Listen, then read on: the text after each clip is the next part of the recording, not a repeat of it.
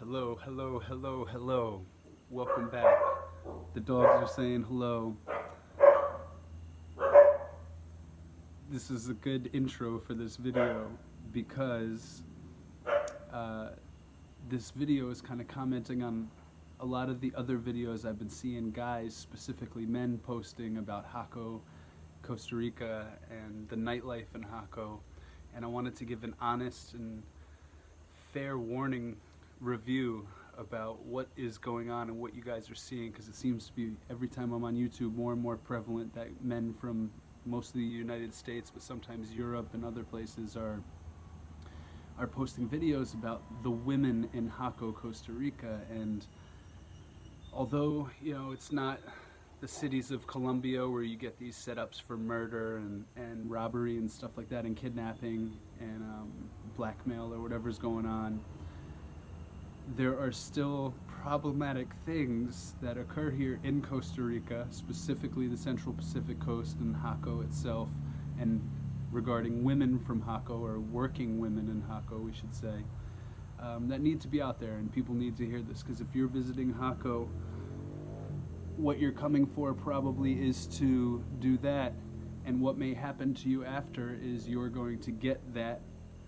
in a metaphorical way, and not necessarily a physical way. And if it is physical, you'll probably have to pay for it, as in like going to the ATM or swiping a credit card, and or what they ask for here is sin pay if you have a bank account. But anyway, I've been seeing a lot of guys posting about going out in Jaco, and the places that they're posting about, Cocal and Orange Pub and Ecstasy and things like this. These are places frequented solely by working women. What I mean by that is professional escorts or prostitutes. There's really no other way to put it. It's legal here. It's an economic, input to the country. It's a protected profession, I should say. But ultimately, these guys that you're seeing posting, all these women in Jaco, Costa Rica, they're paying for that company 100% of the time. 10 out of 10 of those videos that you see, these guys are paying. And now I just want to break it down a little further, because there's nothing wrong with that. I'm not a partaker. I never have been. I never will be. The men I hang out with are also not that type. But there's these type of men. Obviously, it's the world's oldest business, as they say, the oldest profession. So it's obviously something that men partake in and will continue to, and that's why there's a market for these women to essentially hustle these men. Now, the reason I'm bringing this up is because I'm a single man.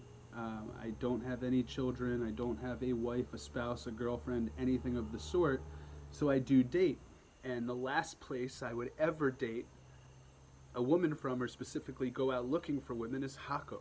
If you live here, you know why. If you don't live here, don't get tricked by the videos that you're seeing these guys post on YouTube, because they're hiding one important factor, that these women charge, and that those guys are paying for the company of any women you see in their videos. 100% guarantee. So if you're in Costa Rica, there are ways to date, and there's plenty of really good, high-quality women. They're just not going to be found in or around Jaco, and that's a guarantee. You can ask anybody that lives in this area, that lives in Costa Rica in general. They would never, ever, ever consider dating a woman from that area, and I will give you some anecdotes as to why. But first, I'm going to also advise anybody that's watching this, men or women, if you're looking to date somebody in Costa Rica, the best way to do so is recommendations from friends. Develop, obviously, a good reputation, be a good person, and it's a small country, it's a small area, so people will talk, and they will say, hey, I know this really good guy, or I know this really good girl, woman, and you guys should get coffee sometime or get together. Now, when you're meeting a quality person, something that will happen 9 times out of 10, a majority of the time, is they will ask to meet the first time along with another one of their friends or a sibling. I've had this happen dozens of times when I've just met somebody and asked them for, to join me for coffee or to come over and, let's hang out, let's cook together, let's go to a waterfall, let's go to a beach. women specifically always want to bring a friend or a family member or a cousin or a brother for that matter. And for me at first, coming from the United States, this was not something I was accustomed to, so it would kind of weird me out. And I would start to think defensively, like, oh, are they just trying to set me up? Are they trying to bring, extra people so that they can kind of rob me or whatever? That's not the case. It's actually, for validation that you're a good person. So they're getting the judgment of this other person that they trust to give them insight into what they also think of you, so they're not jaded and coming in with rose-colored glasses like many of us do at first meetings. So it's actually a very good thing. If you meet somebody and they want to meet you, but they'll only do so with a friend accompanying or a cousin or a sibling, say yes. There's nothing wrong with that. And then you get new friends out of it, and if you're really a good person with good intentions, their friend or family member will see that and they'll give them the okay. And, you will see the person again one-on-one. I am absolutely sure of it, as long as, there's chemistry there, of course. So, that said, good places to meet people for dating are through other people who are your friends and who are your connections. It's like I said, it's a very small country, it's a very small place, so people talk. And those with good reputations stay together, those with bad reputations, they don't. Or they go to Jaco, to be honest. Not to make a joke of it, but it's just like Las Vegas or Miami in the United States. It's very difficult to find a genuine person there that's not looking for capitalist gains, let's say.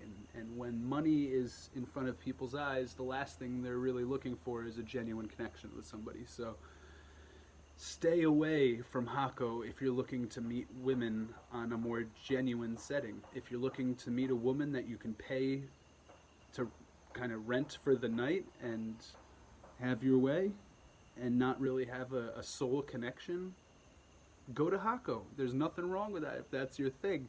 But I'm making this video because there is a lot of false advertising going on YouTube channels by these men that are visiting for essentially sex vacations. Sex tourism is a thing here. So a lot of these guys posting all these Costa Rican women all around them all the time, they're paying for them, literally. I have experienced it. I lived in Jaco a month. Every once in a while I go there. I have friends that work there, not too many that live there because it's kind of a dangerous place ultimately. But, like any other city, you get what you search for. I always say to people, and other, Ticos and friends around here will say, Jaco is great during the daytime. It's a beautiful beach. There's great restaurants. There's great businesses there. It's a bustling little town. It's, it's a nice place. But the moment the sun goes down, it gets very dangerous, and you should probably get out of there unless you have those type of intentions. So that said, next time you're watching a video about guys posting how great the nightlife is and how amazing the women are and how easy it is to communicate with them, they're not telling you the full truth. Unfortunately, I've watched all these videos from beginning to end. I've commented on them. You'll see that. It's kind of laughable to me because the comments I make are very aligned to what I'm saying in this video, and the producers of it, the guys who host the channel that are posting this, just write a laugh emoji and they agree with me, but they're not going to say that explicitly to their subscribers because who knows, they might be embarrassed if their subscribers find out that they're paying for sex or not living as authentically as they may portray themselves on their YouTube channel. But anyway, to the point of the story, now that I'm 9 minutes into this video, the places you can also meet quality women in Costa Rica are on apps like Bumble or Hinge, which are a little more discerning apps as far as who they let on there. If they notice somebody's working, there's ways you can report that. Even someone that's just promoting their social media, they'll ban and they'll knock them off the site. So there are some good websites on there. Stay away from Tinder, plain and simple. And that's kind of the point of this video, is most of those girls that are working in Jaco, are on Tinder as an advertisement for themselves. I've touched on this in a couple other videos throughout the years, but this one specifically is about one experience I had when I first moved here.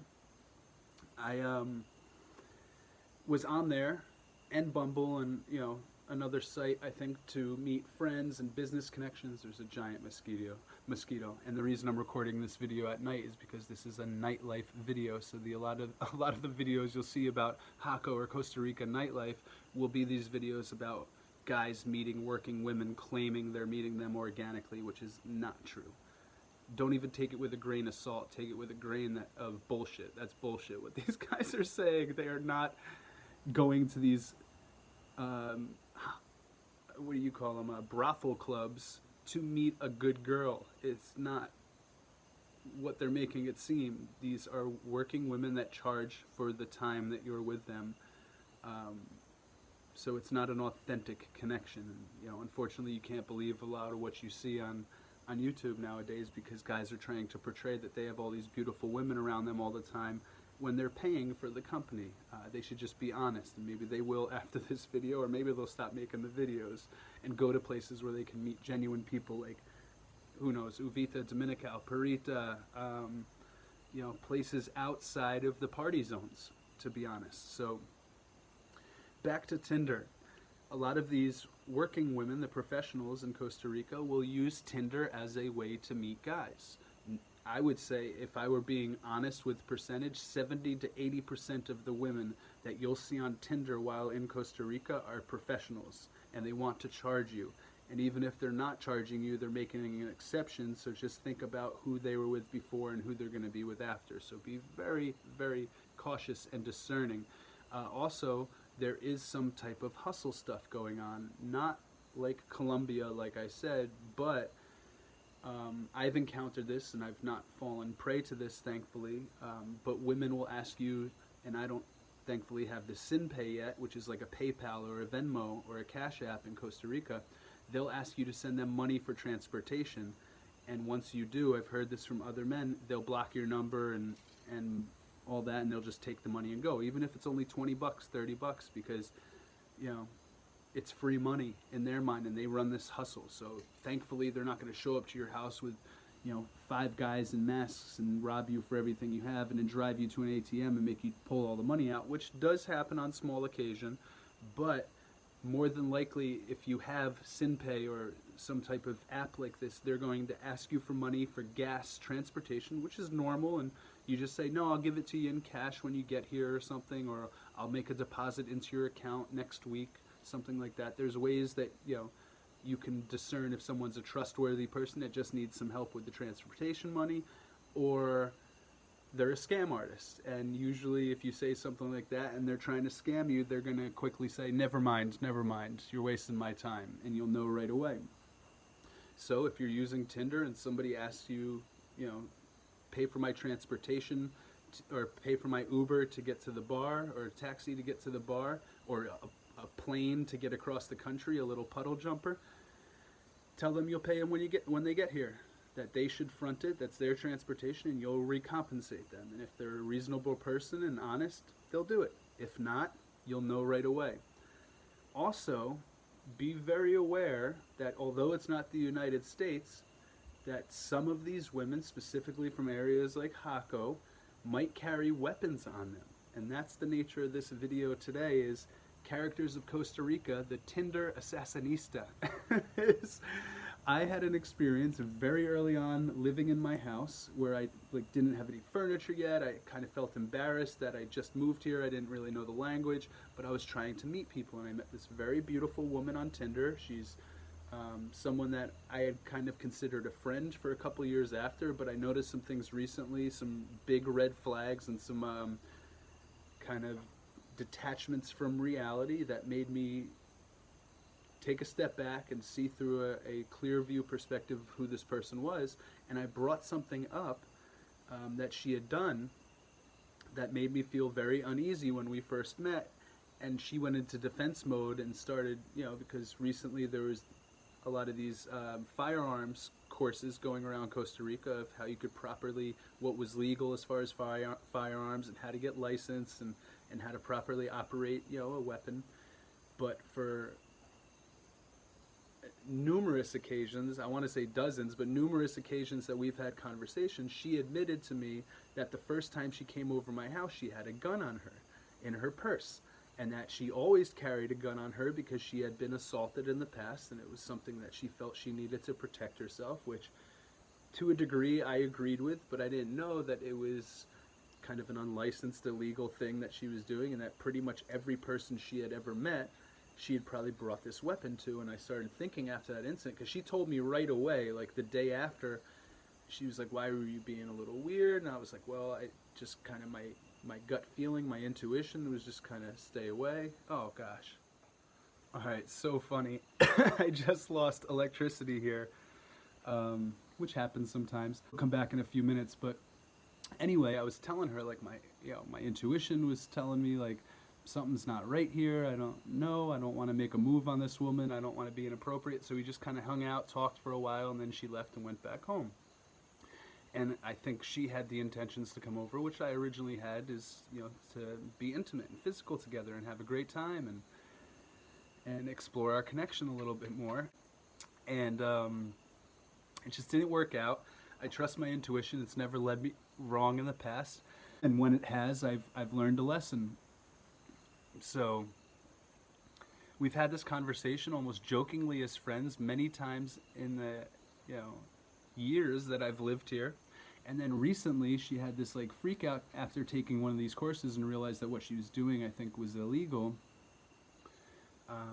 And I'm not going to call this person out at all. There's no reason to, because she was ultimately just trying to protect herself from a dangerous situation with anybody, which I understand and I empathize with. And it's a dangerous world for women, especially when you're kind of meeting strangers on dating apps. So I get it. I didn't hold it against her, but I also didn't feel comfortable proceeding forward in any way. And we've, talked as friends for years, and I've dated some of her friends, and she's had a chance to really figure out who I am as a person, and we were talking more recently about potentially getting together. But then I just noticed a big red flag, something, and I brought it up, and she kind of wrote it off as a unimportant thing. And as someone who's your friend, when you bring up a concern and someone writes it off as unimportant, obviously that person's not being too authentic. So I was like, you know what, like, no worries, this and that, and she got very insulted and started like personally attacking me, and nothing that kind of made any sense, but like it's a really weird situation. I just kind of questioned, what it was. I was like, how many people have you murdered in your life? Kind of a joke, like you bring in a gun everywhere, like how many times have you used this on people that nobody really knows about? And she got really offended and then defensive and nervous that, like, realizing maybe bringing a gun around to first dates is kind of not safe, and it's also not legal necessarily. So I just want to warn people that, like, you might invite somebody over and you might have good intentions and you might be trusting, and that person might have other intentions. Or if they have a weapon on them and a misunderstanding happens, they could pull that weapon and use it on you. And for my situation, I live here in the middle of almost nowhere. It's a very kind of remote spot, although there are houses in the neighborhood. I didn't know anybody at the time, and I didn't have many resources. So if somebody just shot me or killed me, nobody would have found out for days or weeks even, or who knows, maybe never. Maybe when my bills weren't paid or my taxes weren't paid, the town would come here to collect, and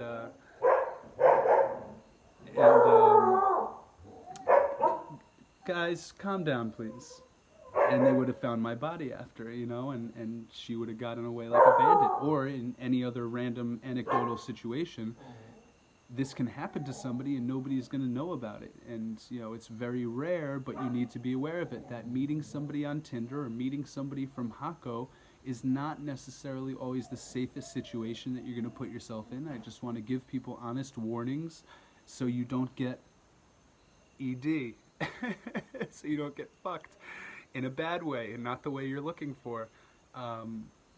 Because a lot of these guys that are posting videos about Jaco are making it seem like you can go out and you have all these beautiful women all over you, but no, they're going to charge you, and they might have somebody that works with them that's going to come collect on that money that you potentially owe them, or they might have weapons out of their own self-protection, and you might be caught in the aims of a misunderstanding, perhaps. You don't know what the intention of somebody who's meeting people for profit, or potentially coming from this type of background, what they're prepared to do to get themselves out of a situation in which they feel uncomfortable or unsafe. So that's the extent of my video. Characters of Costa Rica, beware of the Tinder Assassinistas. Again, it's not to the degree that you hear about things going on in Colombia, but we're not too far. We're 2 countries away. The culture is not too different. Although it is much safer here and much more peaceful in Costa Rica, these things can happen, and situational awareness, like any other aspect of life, is super important to cultivate and to be aware of. And unfortunately, a lot of these guys that are posting videos about dating in Jaco are not being honest, they're not being truthful, and they're not disclosing fully the nature of the relationships and situations that they're getting themselves into, that they're putting on YouTube for everybody to see. So you hear that? So when the power comes back, everybody celebrates. It's actually a really cool Costa Rican thing. So anyway, that's the video today. Characters of Costa Rica. If you've had it kind of crazy or chaotic or maybe nerve-wracking experience, please list it in the comments below. Please don't call out names of people.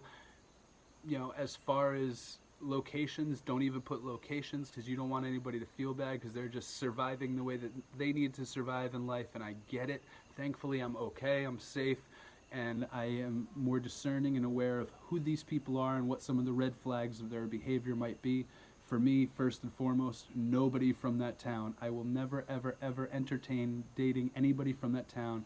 Every person I've ever entertained dating from that town has been crazy one way or another, and not in like a fun way. That's all I'll say. It's just like there's a different mindset of disassociation and detachment in that town because of the nature of what it is.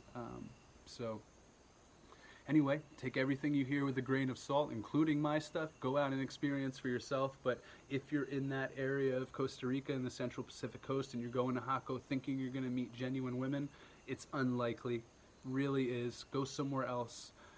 Go on different apps, because the Tinder app is only going to lead you to those type of women and very, very superficial, monetized relationships. I've met really high quality women on Bumble. It's a great app. On Hinge also. But honestly, the best women I've met are just through connections and friends and recommendations, and you know, really good people trying to set good people up with good people, and that's how good people come together. So anyway, thank you guys for tuning in to another episode of Characters of Costa Rica with Tobin Osuski, and be safe out there.